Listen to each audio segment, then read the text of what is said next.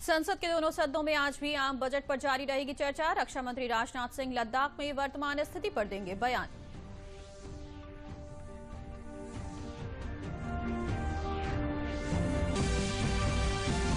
प्रधानमंत्री नरेंद्र मोदी ने भरोसा जताया है कि कोविड-19 महामारी के बाद वैश्विक स्थिति में भारत एक मजबूत प्लेयर के रूप में उभरेगा।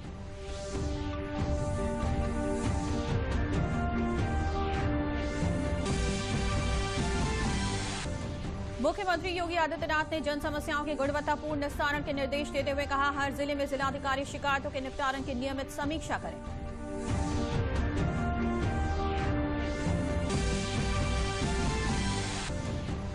और सूचना एवं प्रौद्योगिकी मंत्रालय ने भड़काऊ और भ्रामक संदेशों को लेकर ट्विटर को लगाई फटकार। कहा, ट्विटर ने घृणा फैलाने से जुड़े ट्वीट अकाउंट को बंद करने संबंधी मंत्रालय के आदेश का नहीं किया पालन।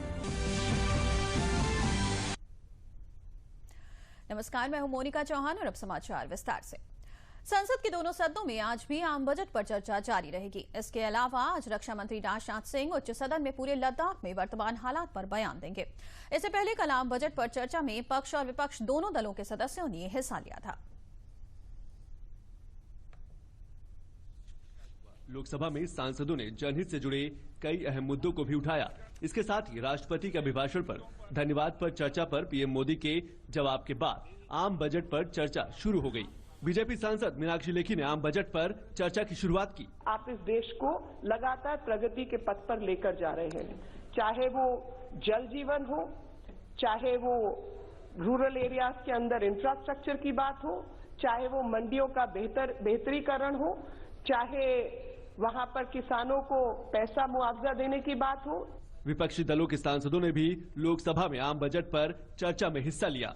उधर राज्यसभा में चर्चा के बाद प्रमुख बंदरगाह प्राधिकरण विधेयक 2020 को पारित कर दिया गया। लोकसभा में ये विधेयक पहले ही पारित हो चुका है।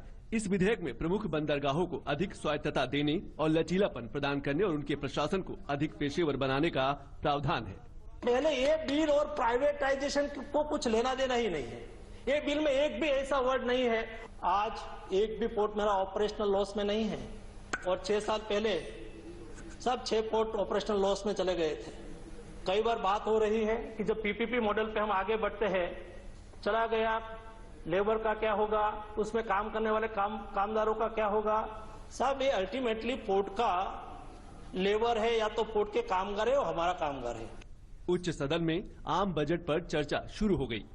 हम लोगों ने ये सेस जो लगाया, हम लोगों ने पेट्रोल पर, डीजल पर सेस लगाया, 12 चीजों पर कस्टम ड्यूटी कम किया, लेकिन उन लोगों ने जनता पर बोझ नहीं पड़ने दिया। तो मैं सदन को बताना चाहूंगा कि आखिर ये सेस जो है, जब इंफ्रास्ट्रक्चर पर खर्च होगा एग्रीकल्चर का, तो राज्यों में खर्च होगा, राज्यों के माध्यम से खर्च होगा, तो ultimately this cess will go to the states. सरकार की कोशिश होगी कि संसद के दोनों सदनों में जल्द से जल्द आम बजट पर चर्चा पूरी हो, जिससे अन्य कामकाज को लेकर भी बजट सत्र के पहले चरण में ही थोड़ी प्रगति हो सके। कोविड महामारी के बाद वैश्विक स्थिति में भारत एक मजबूत प्लेयर के रूप में उभरेगा, ये भरोसा जताया है प्रधानमंत्री नरेंद्र मोदी ने। लोकसभा में राष्ट्रपति के अभिभाषण के धन्यवाद प्रस्ताव पर हुई चर्चा का जवाब देते हुए पीएम मोदी ने तमाम अहम मुद्दों पर अपनी सरकार की बात रखी। कोविड महामारी से निपटने में भारत ने जिस तरह से अग्रणी भूमिका निभाई है, इसका गुणगान विश्व कर रहा है। प्रधानमंत्री नरेंद्र मोदी ने भारत की इसी उपलब्धि पर गर्व करने का आह्वान किया और 130 करोड़ भारतीयों के जज्बे को सलाम किया। लोकसभा में राष्ट्रपति के अभिभाषण पर हुई चर्चा का जवाब देते हुए पीएम मोदी ने कहा कि दुनिया के देशों को भारत पर शक था, लेकिन भारतीयों ने अपनी मजबूत इच्छा शक्ति के बलबूते इसे मात दी। भारत कैसे टिक पाएगा, और भारत एक बार हालत खराब हो गई तो विश्व को कोई नहीं बचा पाएगा, ये समीकरण भी लोग लगा रहे थे।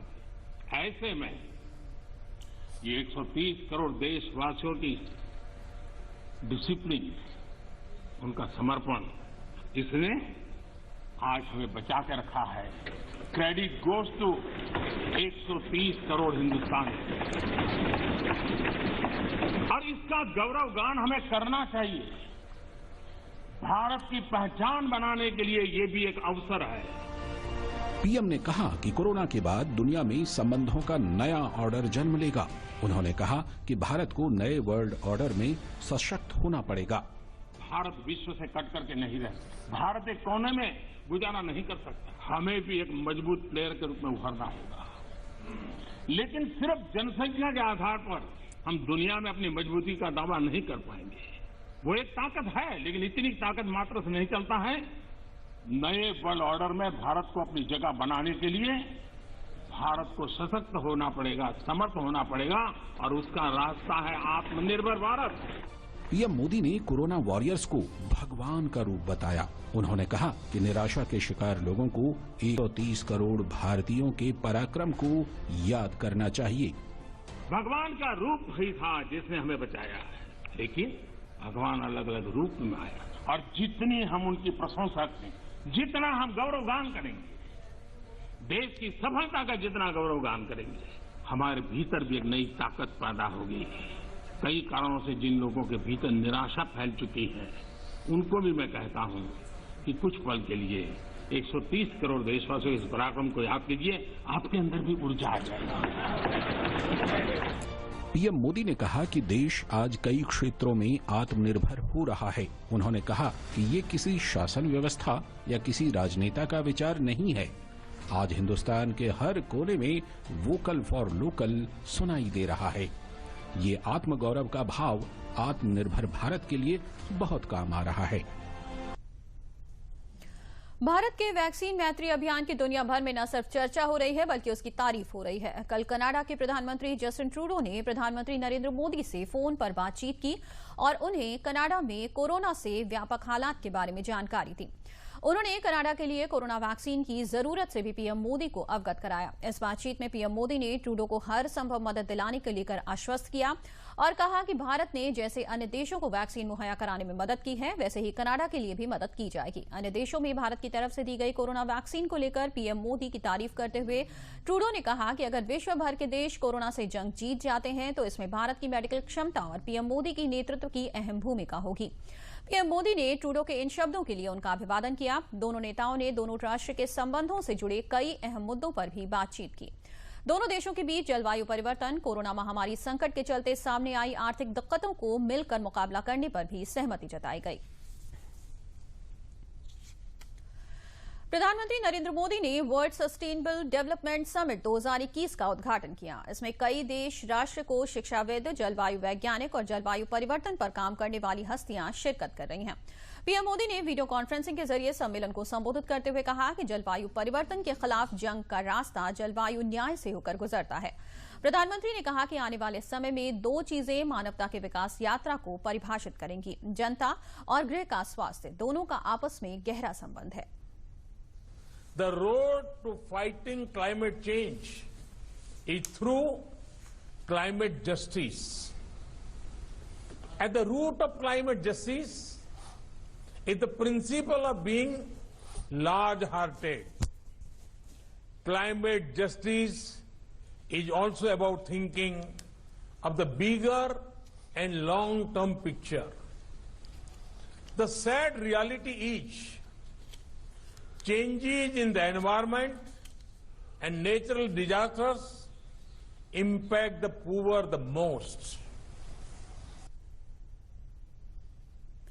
राज्यपाल आनंदीबेन पटेल ने देवरिया में विभिन्न कार्यक्रमों में हिस्सा लिया। पुलिस लाइन में उन्हें गार्ड ऑफ ऑनर दिया गया। उन्होंने राष्ट्रीय आजीविका मिशन के तहत कार्य कर रही महिला स्वयं सहायता समूह की गतिविधियों से जुड़े स्टॉलों का निरीक्षण किया और समूह के सदस्यों से गतिविधियों के संबंध में संवाद भी किया। उन्होंने क्षय रोग की भयावहता पर बात करते हुए कहा कि हम चरणबद्ध ढंग से क्षय रोग नियंत्रण की दिशा में मिलजुल कर अपने कर्तव्यों का पालन करेंगे, तब जाकर सन 2025 तक भारतवर्ष को टीबी मुक्त बना सकेंगे। उन्होंने कहा कि भारत में जितने मरीज हैं उसका 20% मरीज केवल उत्तर प्रदेश में है। ये चिंताजनक स्थिति है। उन्होंने अपने संबोधन में समाज में व्याप्त विभिन्न कुरीतियों को दूर करने हेतु सबको सक्रिय भूमिका निभाने की आवश्यकता पर बल दिया। उन्होंने कहा कि बाल विवाह समाज का कोड है, इसे रोकने हेतु सभी को आगे आना होगा। मुख्यमंत्री योगी आदित्यनाथ ने जन समस्याओं के गुणवत्तापूर्ण निस्तारण के निर्देश देते हुए कहा कि हर जिले में जिलाधिकारी शिकायतों के निस्तारण की नियमित समीक्षा करें। उन्होंने कहा कि अधिक शिकायत आने वाले जिलों, तहसीलों और थानों की जवाबदेही तय की जाएगी। मुख्यमंत्री ने जन शिकायतों के निस्तारण की स्थिति की समीक्षा बैठक में ये बात कही। उन्होंने तहसील दिवस और थाना दिवस को और प्रभावी बनाने के निर्देश देते हुए कहा कि हर स्तर पर जवाबदेही तय की जानी चाहिए। उन्होंने कहा कि हेल्पलाइन नंबर 1076 का प्रभावी संचालन किया जाएगा। उत्तराखंड में आई प्राकृतिक आपदा में मरने वालों का आंकड़ा बढ़कर 34 के करीब हो गया है, जबकि लगभग 174 लोग अब भी लापता बताए जा रहे हैं। एनडीआरएफ, अर्धसैनिक बलों और सेना की कई टीमें राहत अभियान में जुटी हुई हैं। देखिए पूरी रिपोर्ट। 30 से ज्यादा जिंदगी को बचाने की जद्दोजहद और पिछले 4 दिनों से लगातार एजेंसियों की जी तोड़ मेहनत। तपोवन टनल को साफ करने की कोशिश, लेकिन सुरंग में मलबों और कीचड़ का अंबार। जोखिम भरे इस अभियान में तमाम एजेंसियों के जवान दिन रात काम कर रहे हैं। टनल को खोलने का प्रयास तेजी से चल रहा है, लेकिन मलबे और कचड़े का तेज झोंका राहत और बचाव कार्य में बड़ी अड़चन पैदा कर रहा है। रेस्क्यू ऑपरेशन में फिलहाल बड़ी सफलता नहीं मिली है। मलबे में अब बड़े बड़े बोल्डर भी दिखने लगे हैं। नई तकनीकों का इस्तेमाल कर ज्यादा से ज्यादा लोगों को बचाने का प्रयास किया जा रहा है। जो टेक्निकल एक्सपर्ट्स है एनटीपीसी के, वो ये कह रहे हैं कि अब थोड़ा रिस्की है, अंदर से पानी का बहुत तेज बहाव हो सकता है, तो आगे रहने किसी को अंदर जाने का उन्होंने अभी थोड़ा मना किया है। सिर्फ मशीन ही धीरे धीरे जाके जितना हो सके वो मलबा निकालेगी।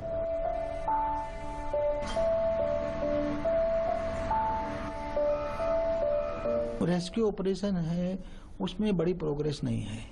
उसमें इतना है कि अभी जब जो मलबा खोद रहे हैं तो उसमें बड़े बोल्डर भी अब दिखने लगे हैं। तो हमें मलबे से 8 और नदी से 24, नदी में भी श्रीनगर तक हमें बॉडीज मिली हैं, तो 24। राहत और बचाव अभियान की समीक्षा करने के लिए जोशीमठ में आईटीबीपी, सेना और स्थानीय प्रशासन समेत सभी एजेंसियों की बैठक हुई। बैठक में राहत और बचाव से जुड़े मुद्दों पर चर्चा हुई। हिमस्खलन होने के कारण रेड़ी गांव में आई आपदा से हुई तबाही का मुआयना करने बचाव दल के साथ हेलीकॉप्टर से डीडी न्यूज की टीम भी पहुंची। लाता गांव के अस्थायी हेलीपैड पर एक गर्भवती महिला की मदद की गई। प्रसूति के लिए उन्हें जोशीमठ लाया गया।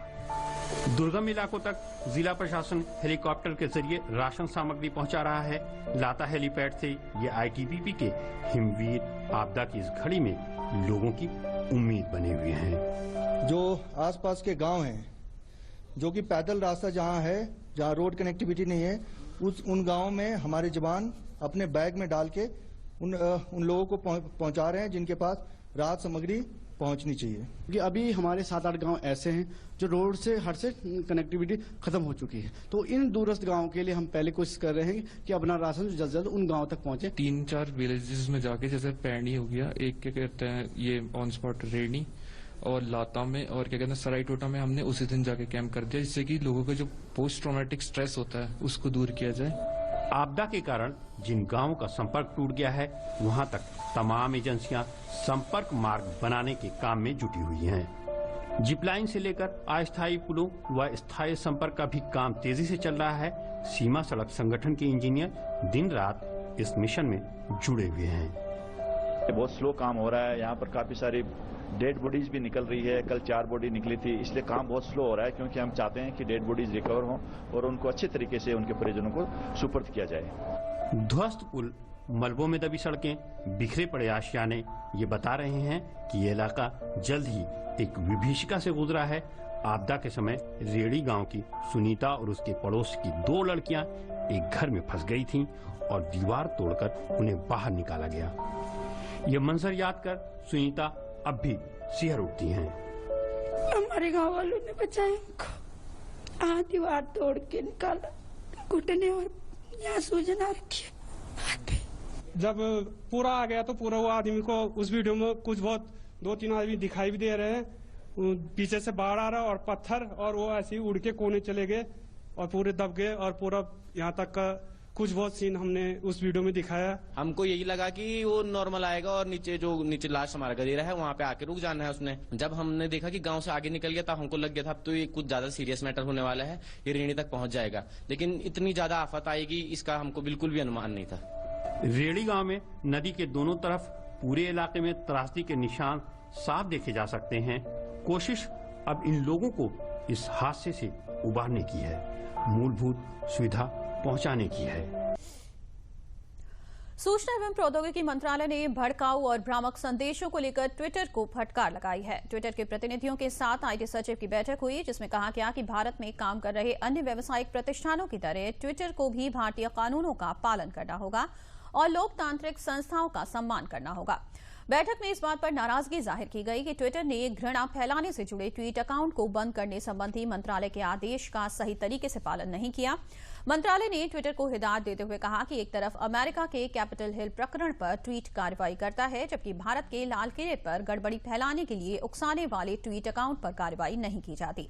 मंत्रालय ने कहा कि कानून सम्मत दिशा निर्देशों को किसी भी व्यावसायिक उपक्रम को तुरंत पालन करना ही होगा। लखनऊ में राज्य ललित कला अकादमी के स्थापना दिवस के मौके पर आयोजित की जा रही चित्र प्रदर्शनी समारोह का बुधवार को समापन हो गया। इस मौके पर देश और प्रदेश के 60 चित्रकला कलाकारों को प्रदेश के उप मुख्यमंत्री डॉक्टर दिनेश शर्मा ने पुरस्कृत किया। इस मौके पर उन्होंने अपने संबोधन में कहा कि प्रदेश सरकार इन कलाकारों को आगे बढ़ाने का काम कर रही है। प्रदर्शनी में उत्कृष्ट पुरस्कार पाने वाली डॉक्टर मधु वाजपेयी ने बताया कि इस तरह के आयोजनों से नए कलाकारों को काफी प्रोत्साहन मिलता है और उनके लिए नए रास्ते खुलते हैं। राज्य सरकार का ये प्रयास प्रशंसनीय है।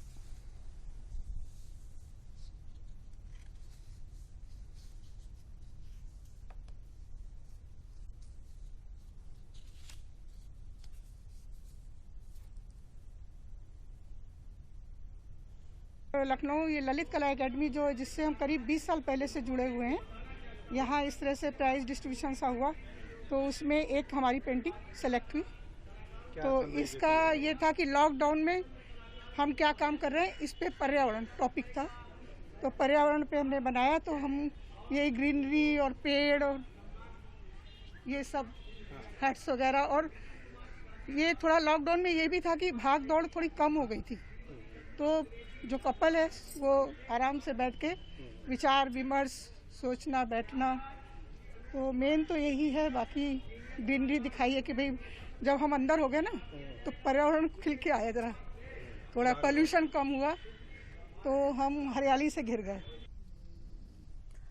भारतीय जीवन बीमा निगम यानी कि LIC के मैनेजिंग डायरेक्टर मुकेश गुप्ता ने कहा कि बजट में LIC का IPO लाने का जो ऐलान हुआ है उसके लिए संबंधित मंत्रालय द्वारा प्रक्रिया शुरू हो गई है। LIC की जो हिस्सेदारी IPO के जरिए विनिवेश की जानी है उसका वैल्यूएशन करने की कार्रवाई भी शुरू हो गई है। MD मुकेश गुप्ता ने कहा कि कोविड-19 के दौरान लाइफ इंश्योरेंस कॉर्पोरेशन ने कॉन्टैक्टलेस और पेपरलेस माध्यम से पॉलिसी देने का काम भी शुरू किया है। मुकेश गुप्ता से बातचीत की दूरदर्शन न्यूज संवाददाता अमित कनौजिया ने। हमारे साथ LIC के MD मुकेश गुप्ता जी हैं, उनसे ही जानते हैं कि LIC IPO के बारे में क्या खबरें हैं और क्या तैयारियां हैं LIC के द्वारा। मुकेश जी, फाइनेंस मिनिस्टर ने बजट पेश करते हुए कहा कि LIC का IPO आएगा, क्या तैयारियां हैं LIC के द्वारा IPO लाने के लिए और कब तक आने की उम्मीद है? देखिए, ऐसा है कि जो IPO की जो घोषणा की गई है ये पिछले वर्ष के बजट में भी की गई थी, और जो department of investment and public asset management है केंद्र सरकार के वित्त मंत्रालय में, उनके द्वारा ये सारी कार्यवाही की जा रही है। इसमें बहुत सारी स्टेजेस हैं, अभी शुरुआत हुई है, और जैसा आपको सबको जानकारी है कि वो ट्रांजैक्शनल एडवाइजर्स इसके लिए नियुक्त कर दिए थे दीपम ने, और एक एक्चुरियल फर्म को भी उन्होंने उसके लिए अपॉइंट कर दिया है। बाकी RFP LIC के द्वारा भी फ्लोट किए गए, जिसमें सॉफ्टवेयर जिससे वैल्यूएशन किया जाएगा और एक और एक्चुरियल फर्म जो उसके लिए वैल्यूएशन का कार्य करेंगे। उनका RFP और टेंडर का प्रोसेस लगभग पूर्ण हो गया, और जो भी दीपम के द्वारा और सरकार के द्वारा LIC से कहा जा रहा है उसको हम पूरा साथ में सहयोग करके कार्य को आगे बढ़ा रहे हैं। ऐसी खबरें हैं कि ये इस साल अक्टूबर में आ जाएगा 2021 खबरें हैं, और केंद्र सरकार ने, वित्त मंत्री ने और दीपम के सेक्रेटरी ने जब घोषणा की है तो प्रयास उसी तरफ है। मुझे पूरा विश्वास है कि सरकार जब चाहेगी डेफिनेट निश्चित रूप से आ जाएगा। LIC का स्टेक सबसे ज़्यादा है मार्केट में, 70% ज़्यादा है जैसा आपने बताया। तो ये नेक्स्ट फाइनेंशियल ईयर में क्या एक्सपेंड करने के क्या प्लान है, क्या LIC का रोड मैप है नेक्स्ट फाइनेंशियल ईयर के लिए? देखिए, हमारा रोड मैप इसी पर रहता है कि हमारे एक तो अभिकर्ता बढ़ें, हमने इस वर्ष में पिछले साल 12,08,000 अभिकर्ता थे 31 मार्च को, उससे बढ़ा के लगभग 13.5 लाख अभिकर्ता आज हमारे हो गए। लगभग हमने 1.5 लाख नए अभिकर्ता हमारे साथ जोड़े हैं। तो हमने एक ऐसा टूल हमारे अभिकर्ताओं को दिया है कि पेपरलेस टचलेस आप बीमा कंप्लीट कर सकते हैं, और प्रपोजल को समझाने से लेके कंप्लीट करने से लेके और पॉलिसी बॉन्ड तक ई पॉलिसी समस्त कार्य बिल्कुल पेपरलेस होगा। और मैं समझता हूं कि हम इसके माध्यम से पर्यावरण की सुरक्षा में कार्बन क्रेडिट पॉइंट्स अर्न करके उसमें भी सहयोग दे रहे हैं, और ग्राहकों के लिए भी सुविधा है कि उनको कहीं पे किसी से मिलना नहीं है फेस टू फेस, क्योंकि कोरोना में सबसे बड़ा खतरा वही था, लेकिन वो जीवन बीमा का जो है जोखिम उससे सुरक्षा प्राप्त कर सकते हैं। बहुत बहुत शुक्रिया दूरदर्शन से बात करने के लिए। तो आपने सुना मुकेश गुप्ता जी को, जो कि बता रहे हैं कि कोविड-19 को देखते हुए जिस तरीके से कोविड का एक बड़ा खतरा, ग्लोबल खतरा देखने को मिला, उससे पेपरलेस कॉन्टैक्टलेस जो है वो पॉलिसी बेचने की तैयारी है LIC की, और फिलहाल उस पर काम भी शुरू हो चुका है। कैमरामैन रामजी वाजपेयी के साथ अमित कनौजिया, दूरदर्शन न्यूज, लखनऊ। बढ़ते हैं समाचारों में आगे। पूर्वोत्तर रेलवे इज्जत नगर मंडल ने कोरोना काल के बाद एक बार फिर रफ्तार पकड़नी शुरू कर दी है। मंडल में अब सवारी गाड़ियों का आवागमन शुरू कर दिया गया है और मंडल जल्द ही कई बड़ी योजनाओं को शुरू करने वाला है। इज्जत नगर मंडल के रेल प्रबंधक आशुतोष पंत ने बताया कि बरेली का इज्जत नगर मंडल कोरोना जैसी महामारी के दौरान भी पूरी तरह सक्रिय रहा। आपदा को इज्जत नगर मंडल ने अवसर में बदलकर कई बड़े प्रोजेक्ट पूरे किए हैं, जिसमें सबसे अहम है रेल मार्ग का विद्युतीकरण। मंडल में लगभग सभी मार्गों का विद्युतीकरण किया जा चुका है। बचा हुआ काम मार्च 2021 तक पूरा कर लिया जाएगा।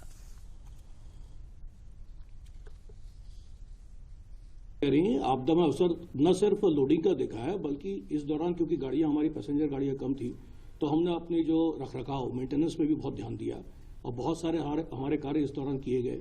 साथ ही सौंदर्यीकरण के जो बहुत सारे कार्य थे, जो हमारे स्टेशन जो पुराने थे, जो धार्मिक दृष्टि से महत्वपूर्ण थे, 3 स्टेशन जो हैं, जिसमें मथुरा कैंट, टनकपुर और सोरोजी, ये तीनों का कायाकल्प कर दिया गया। बहुत सुंदरता से इनको बनाया गया, जिसके लिए जो है हमें बहुत सारी तारीफ भी मिली है उसके लिए।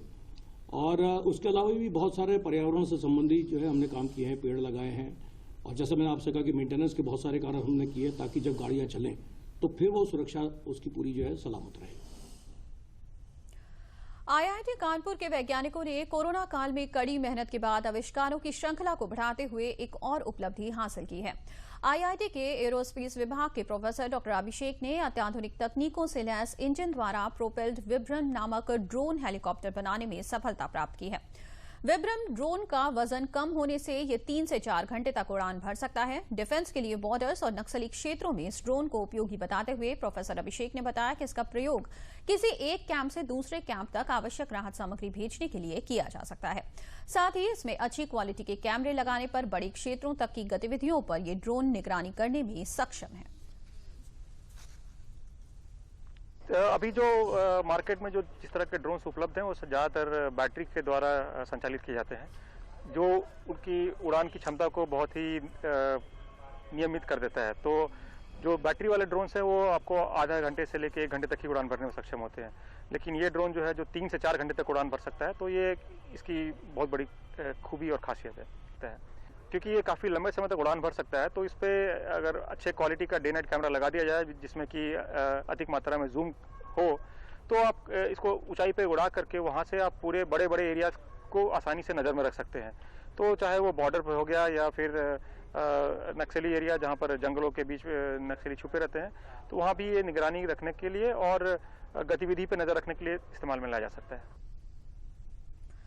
भारतीय जनसंघ के सह संस्थापक पंडित दीनदयाल उपाध्याय की आज पुण्यतिथि है। भारतीय जनता पार्टी आज उस दिन को समर्पण दिवस के रूप में मना रही है। 1951 में उन्होंने भारतीय जनसंघ की नींव रखी थी।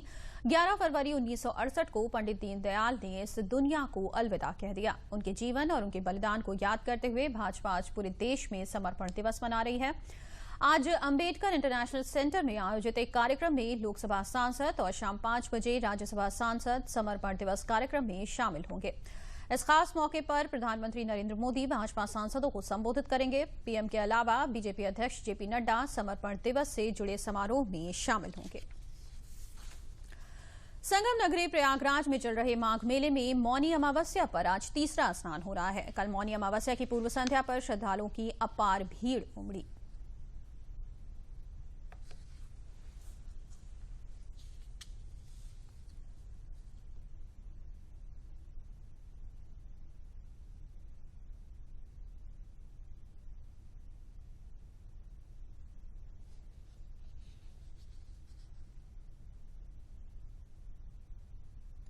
दिल्ली में वाणी विश्वास उत्सव का आयोजन किया गया। इसमें राज्यसभा के उपसभापति हरिवंश ने जहां कविताओं को मन पर सीधा असर डालने वाला बताया, तो वहीं सांसद रीता बहुगुणा जोशी ने कहा कि जब कवि बोलता है तो लोग दिल से सुनते हैं। इस मौके पर ब्रज और कौरवी लोकगीतों में लोक चेतना पुस्तक का भी लोकार्पण किया गया। दिल्ली के होटल ताज मानसिंह में वाणी प्रकाशन द्वारा वाणी विश्वास उत्सव का आयोजन किया गया। इस मौके पर राज्यसभा के उपसभापति हरिवंश ने कहा कि कविताएं चीजों को अच्छी तरह बदलती हैं और ये मन पर सीधा असर डालती हैं। कविताएं ही चीजों को अच्छी तरह बदलती है या मन पर असर डालती है, हमारे मस्तिष्क पर असर डालती है। और 14वीं शताब्दी से लेकर 20वीं शताब्दी तक जितनी क्रांतियां हुई फ्रांस से लेकर आज तक, वो समाज को बदल नहीं पाई क्योंकि वो मन नहीं बदले। कविताएं मन को बदलती हैं। सांसद रीता बहुगुणा जोशी ने कहा कि जब कवि बोलता है तो लोग दिल से सुनते हैं। लोक साहित्य हमेशा दिल को छूता है क्योंकि संस्कृति मातृभाषा से जुड़ती है। जब कवि बोलता है तो लोग दिल से सुनते हैं और दिल से समझते हैं। हमारी कविताएं हैं या जो लोक साहित्य है वो हमेशा दिल को छूता है। क्यों? क्योंकि संस्कृति आपकी मातृभाषा से जुड़ती है, और क्षेत्रीय भाषा हो चाहे कोई भाषा हो। कोई दीवाना कहता है पुस्तक के लिए वाणी प्रकाशन ने डॉक्टर कुमार विश्वास को 1 करोड़ रुपए की अनुबंध प्रदान की। ये अनुबंध हिंदी प्रकाशन उद्योग में एक पुस्तक के लिए अभी तक किया गया सबसे बड़ा अनुबंध माना जा रहा है। इस अवसर पर डॉक्टर विश्वास ने कई कविताएं भी सुनाई, जिसमें उनकी मशहूर कविता कोई दीवाना कहता है ने एक अलग ही समा बांधा। कि कोई दीवाना कहता है, कोई पागल समझता है, मगर धरती की बेचैनी को बस बादल समझता है। मैं तुझसे दूर कैसा हूँ, तू मुझसे दूर कैसी है, ये तेरा दिल समझता है या मेरा दिल समझता है। कि मोहब्बत एक एहसासों की पावन सी कहानी है। कभी कबीरा दीवाना था, कभी मीरा दीवानी है। यहाँ सब लोग कहते हैं मेरी आंखों में आंसू हैं, जो तू समझे तो मोती है, जो ना समझे तो पानी है। इस मौके पर डॉक्टर कुमार विश्वास द्वारा लिखित और वाणी प्रकाशन द्वारा प्रकाशित ब्रज व कौरवी लोकगीतों में लोक चेतना पुस्तक का भी लोकार्पण किया गया। और अब अंत में प्रमुख समाचार एक बार फिर। संसद के दोनों सदनों में आज भी आम बजट पर जारी रहेगी चर्चा। रक्षा मंत्री राजनाथ सिंह लद्दाख में वर्तमान स्थिति पर देंगे बयान।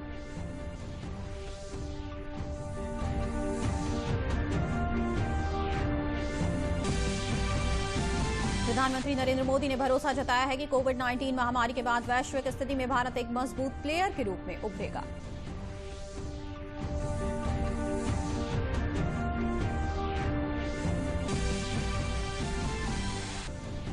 मुख्यमंत्री योगी आदित्यनाथ ने जन समस्याओं के गुणवत्तापूर्ण निस्तारण के निर्देश देते हुए कहा, हर जिले में जिलाधिकारी शिकायतों के निपटारण की नियमित समीक्षा करें।